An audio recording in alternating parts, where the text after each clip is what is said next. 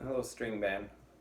Let's go over a quick tip today about how to listen as a string band player. Okay, listening is a very deep subject, but let's just talk about how um, if we selectively listen, we can get better at recognizing the parts of a string band and understand it better.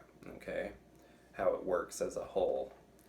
So let's say you're listening to a string band through your headphones, or you're just listening to it from your laptop speakers. It doesn't really matter too much.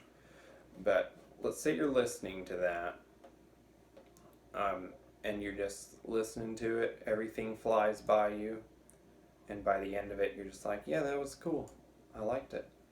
You know, that of course you're listening to it, but there's a deeper way to listen to it than just that, right? Than just appreciating it and then moving on.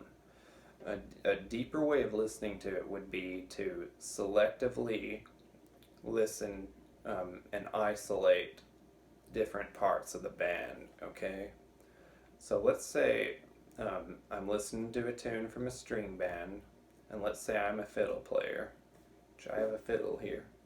So judging from this evidence, I could point to that I'm a fiddle player.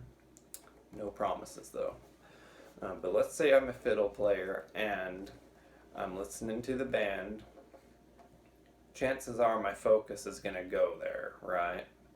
But if I want to understand how the string band works as a whole, then I'm going to have to shed my bias as a fiddle player, alright? And I'm going to have to listen to the other instruments as well.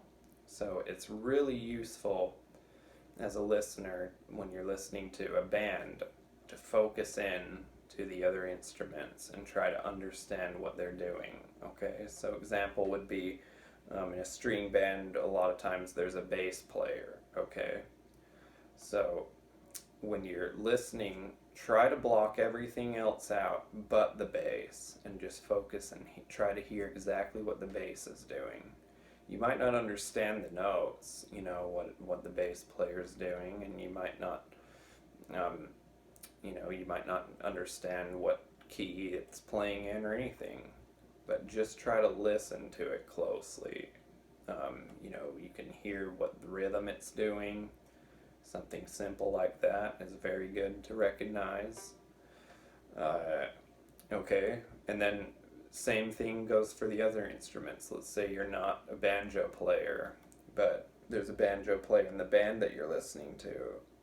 Focus in on that banjo, isolate it in your mind and not in your ear, and see if you can figure out, how they're feeling the rhythm, how they're complementing the lead player, or if they are the lead player, how they're playing that tune in comparison to other people. What kind of pace they're playing it at.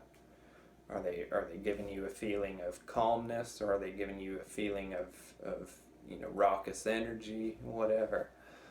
There's so much to be learned just by listening to one tune of a whole band, because you can isolate those pieces of the band and then bring them all together, and then you kind of have this greater understanding of how everything works. And so, yeah, um, employ that in your string band listening, and I think your ear will get a lot richer for it. I know when I started doing this, which is not as long ago as I would have liked, but when I started listening in this way, it made a big difference for me.